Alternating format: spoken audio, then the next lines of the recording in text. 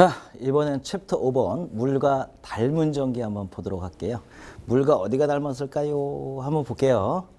자, 일단 펌프가 펌핑을 해요. 물을 확 빨아서 확 내보내죠. 이걸 우리가 압력을 뭐라면 전압이라고 해요. 전기에서는요. 즉 전압이 어떻게 해요? 전기를 밀어주는 거예요. 그래서 전압이 셀수록 전류를 많이 밀어주겠죠. 제일 중요한 건 파워가 되겠고요.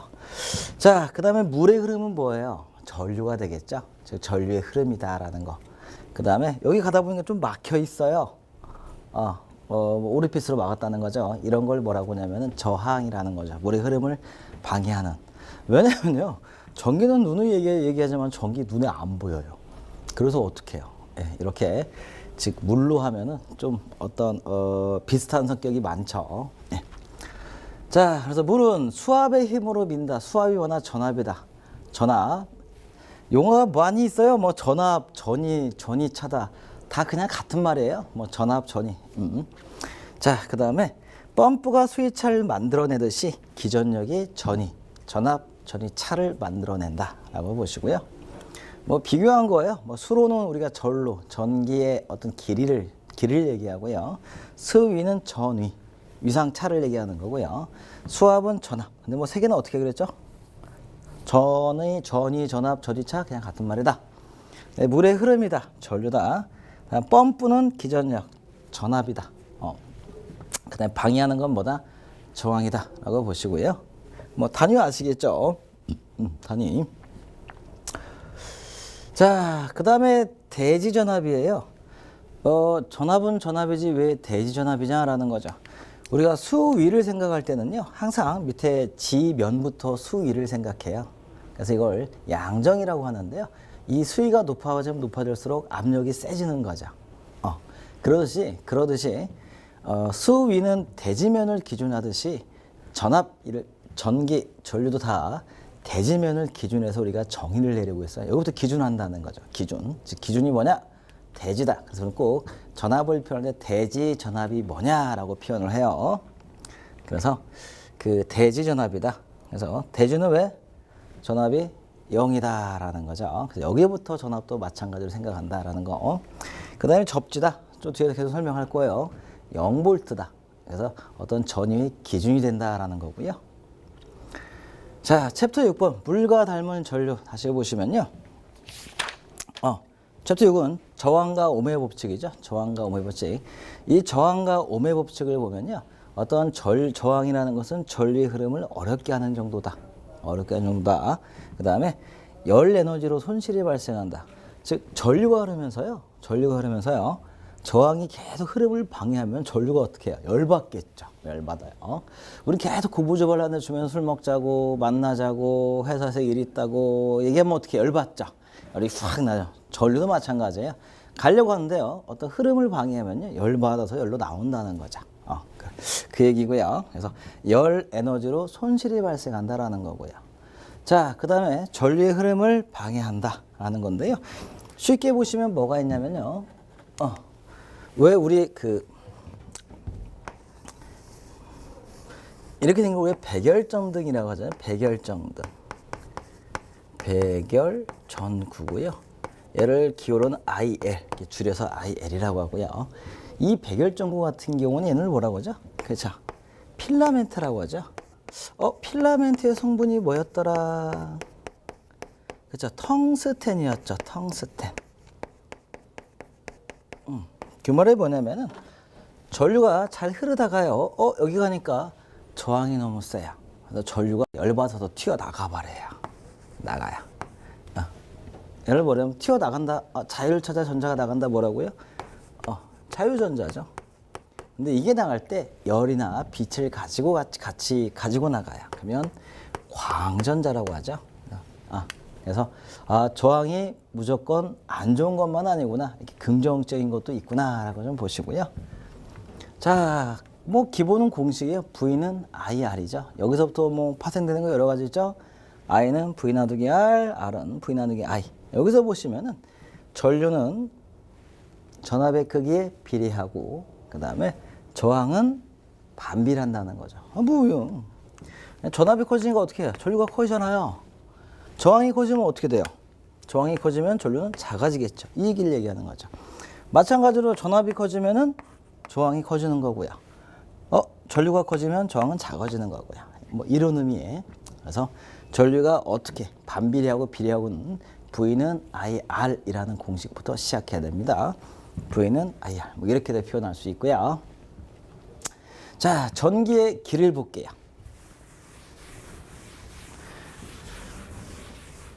자, 우리 챕터 7번에 보시면 전기의 길 어디로 가냐? 전기가 잘 흐른 대로 간다라는 거죠.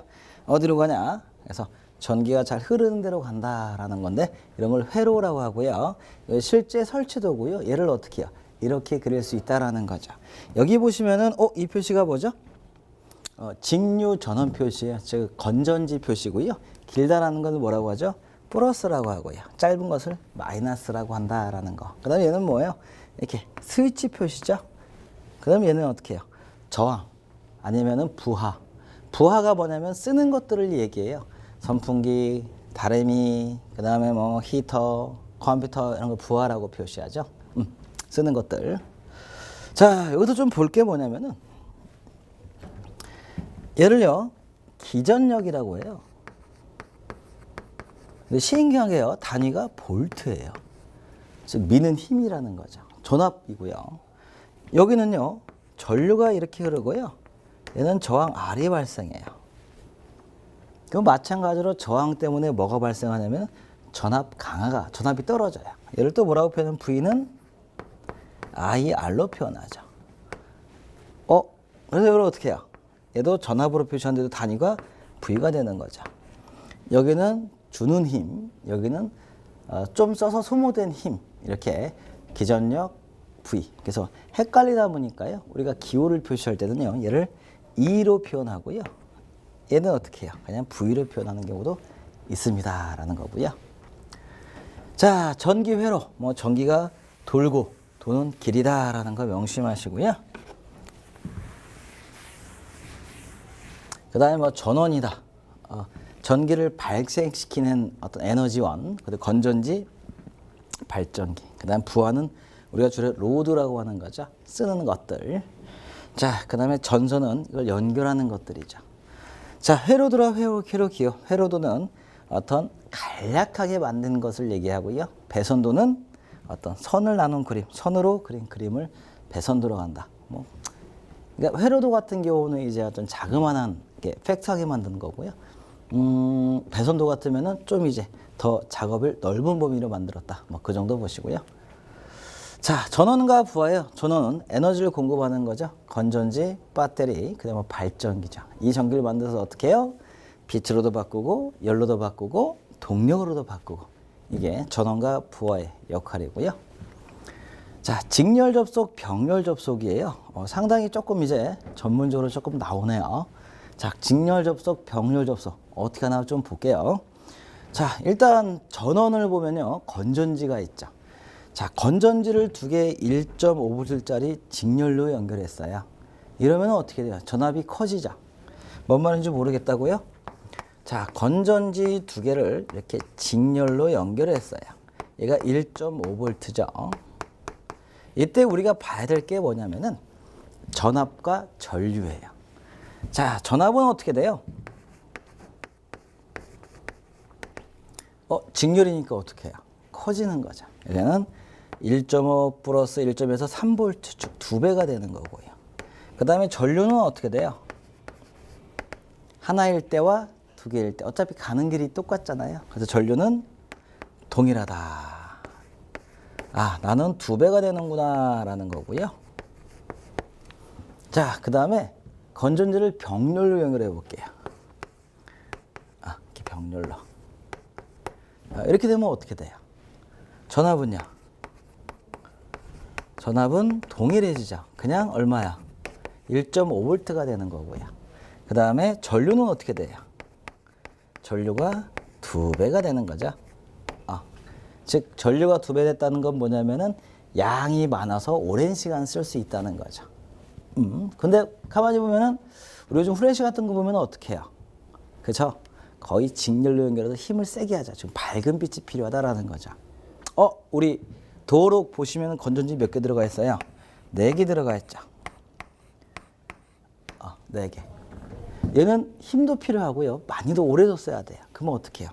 2개는 얘랑 직렬로 연결하고 나서 또 이 2개는 병렬로 연결해요. 그래서 힘도 2배 세지고 오래도 쓰고 이런 거죠. 자, 이건 전원이에요. 건전지를 얘기했어요. 그런데 저항이 나왔어요. 저항은 좀 복잡해요. 정확히 한번 보자고요. 자, 저항은 어떻게 생기냐라는 건데요. 저항을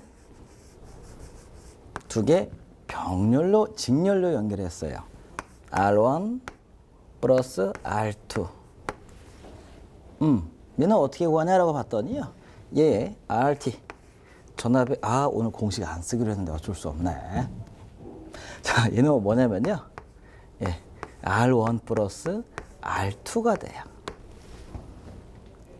대신 전류 볼게요. 전류는 어떻게 돼요? 어둠은 이런 표현 쓰더라고요. 전류가 가다가 저항되면은 어떻게? 작아지죠. 근데 우리가 전화량 보존 법칙 앞에서 했었죠. 한 회로에 흐르는 전원은 변하지 않는다라고 표현을 해야만이 계산이 가능해요. 그래서 이 전류는 전체가 다 동일하다라는 거.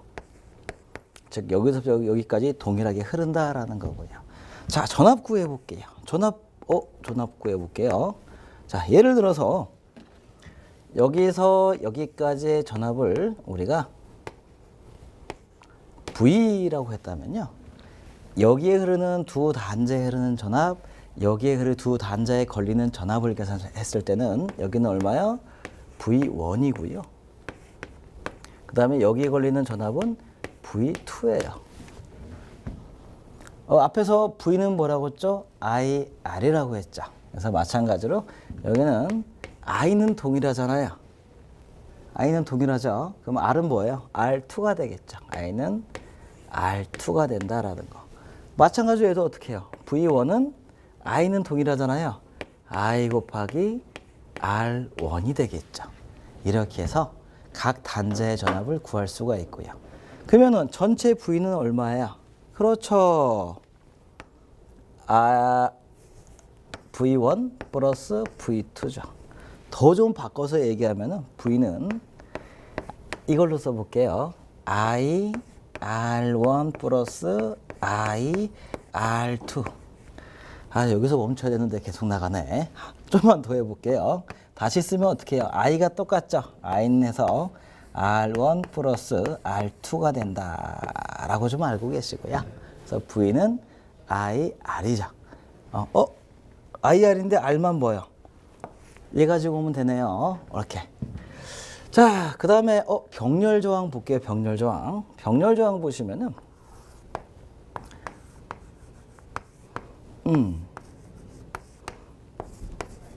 이놈은 3개를 해볼까요? 여기 전류가 어떻게 해요?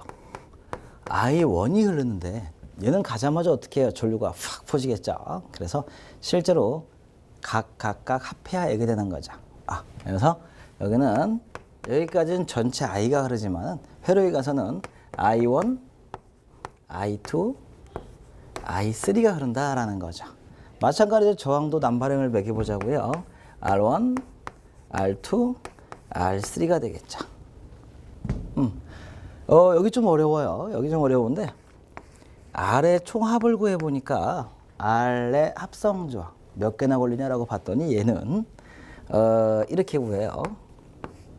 R1분의 1 플러스 R2분의 1 플러스 R3분의 1 플러스 1 이렇게 구해요. 어렵죠. 자, 그 다음에 전압 구해볼게요. 전압 어떻게 되나라고 봤더니 이 전압은 동일해요. 무슨 말이냐? 직렬에서는 전류가 동일하고요. 병렬에서는 전압이 동일해요. 그 말이 뭐냐면은 자, 여기 걸리는 두 단자에 걸리는 전압을 V라고 할게요. 그러면요. 여기 걸리는 전압은 얼마예요? V지. 여기 걸리는 전압은 얼마예요? V지. 여기 걸리는 전압도 V고요. 여기 걸리는 전압도 V예요. 다 VV예요. 동일하구나. 자, 그러면 뭐 이렇게 어렵게 하지 마시고요. 마찬가지로 또 여기 전압분 뭐죠? 다 동일하다. 그럼 전류 구해보죠. 전류는 어떻게 돼? 전류는 I1 플러스 I2 플러스 I3가 되는 거죠. 와우. 개념 잡으셔야 돼요. 그래서 전원의 직렬과 병렬을 설명드렸고요. 또 얘는 뭐예요? 저항의 직렬과 병렬을 설명했어요. 이 개념 정확히 좀 알고 계시고요. 자, 나머지 내용, 그 내용 쓴 거고요. 자, 일반 가정집에 접속되는 경우도 뭐냐면은 다 병렬이에요. 즉 차단기부터 두 줄이 나와가지고요. 두 줄이 쭉 가요. 그럼 여기서 이렇게 쓰고 이렇게 쓰고 이렇게 써요. 뭔 말인지 모른다고요? 자, 두 가닥의 전선이 들어와가지고요. 부하로 쭉 가가지고 여기서 콘센트 쓰고 이렇게 냉장고 쓰고 이런 식으로 즉 병렬로 쓴다라는 거죠. 이렇게 써버리면요 아무 전기도 나오질 않아요. 오케이. 예. 그래서 가정용은 병렬 연결이구나. 자, 챕터 9번 공기에도 전기가 흐를까라는 건데 이것도 정말 재미있어요. 예를 들어보죠. 우리 집에 컴퓨터가 있으시죠? 없다고요? 이번에 하나 구매하세요. 자, 컴퓨터 외함은 이 외함은 철이에요, 플라스틱이에요? 플라스틱은 싼 거고요. 대부분 좀 규모가 있고 좋은 건 다 철이에요, 철. 철은 전기가 흘러요, 안 흘러요? 흐르죠. 그러다 보니까 이 컴퓨터를 뜯어 보니까 여기 내부에 뭐가 있냐면은 이런 메인보드 또는 마더보드라는 전기 회로판이 있어요. 그렇죠? 전기회로판. 질문 드릴게요. 이 외함과 전기 회로판은 뭐가 전기를 안 흐르게 하고 있을까요? 회로판 다 노출되어 있잖아요. 막 단자도 있지, 막 납땜반대도 있지. 그렇죠? 여기는 뭐가 절연하고 있냐면은